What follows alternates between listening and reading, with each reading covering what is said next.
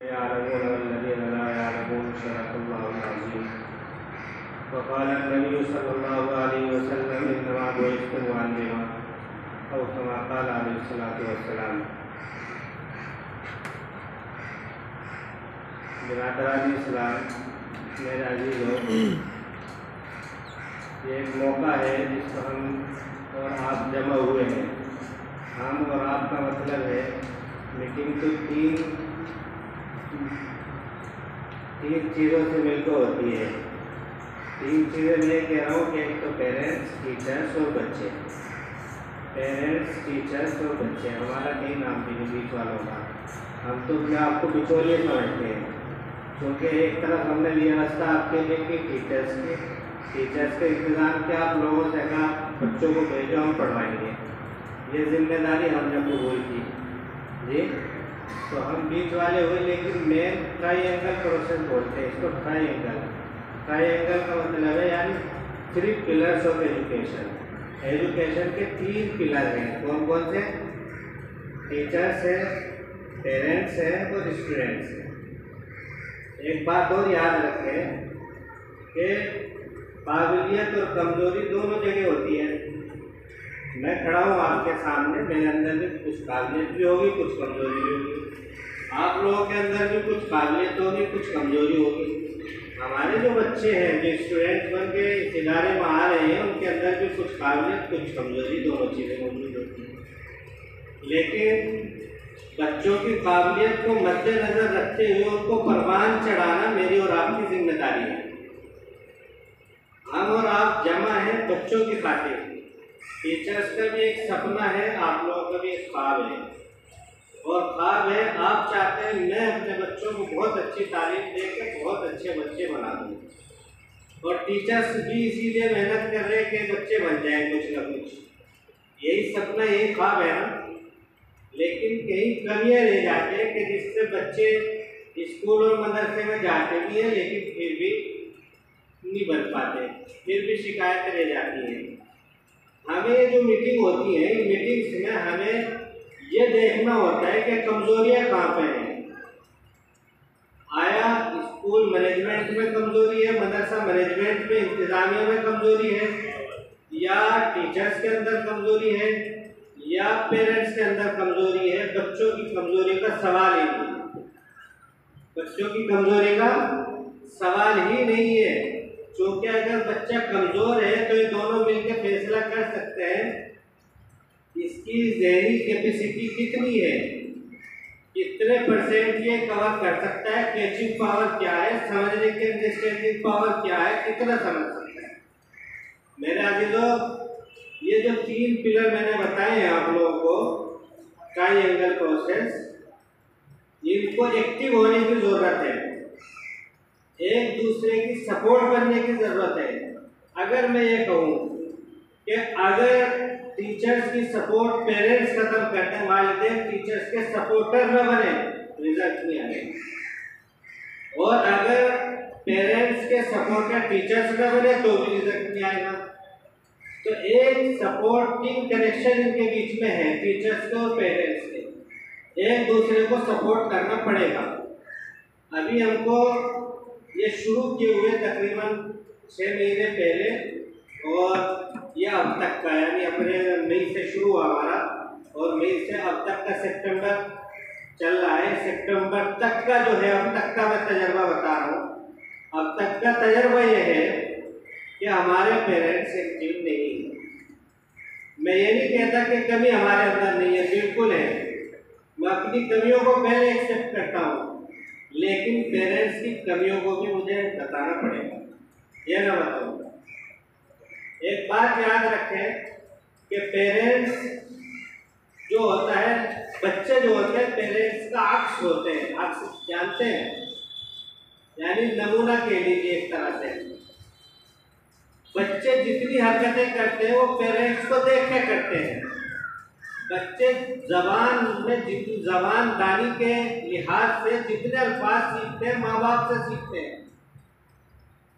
बोलना जब शुरू करते हैं तो उनको एक एक लफ्ज वो याद होता है जो उनके माता पिता और वालिदैन कहते हैं। ये और कहीं से सीखते हैं, बताइए मुझे।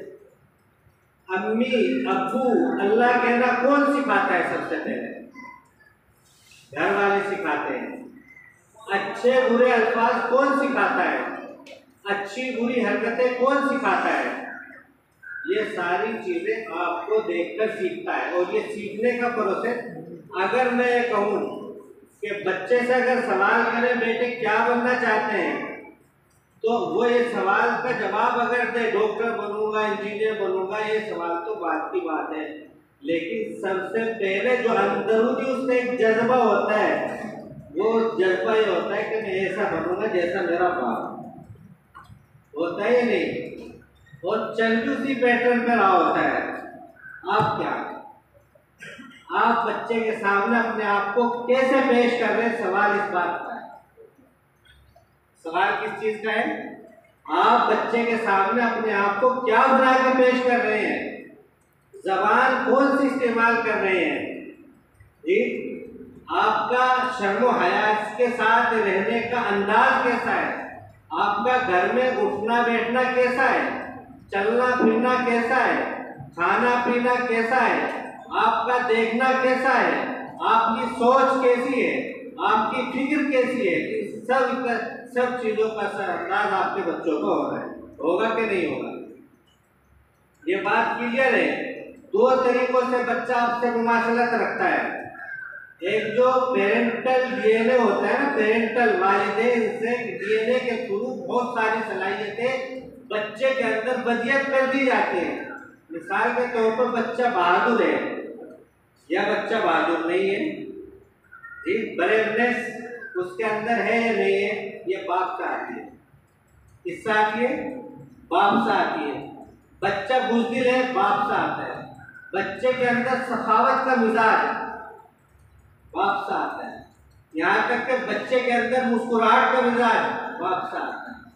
बच्चे के अंदर गुस्से का मिजाज बाप से आता है। आप देखें, महसूस करें कि जो आप हरकतें करते हैं वो आपका बच्चा हरकतें करता हुआ मिलेगा। यहाँ तक कहा जाता है कि अगर बाप जानी है तो बच्चे भी जानी बनते हैं।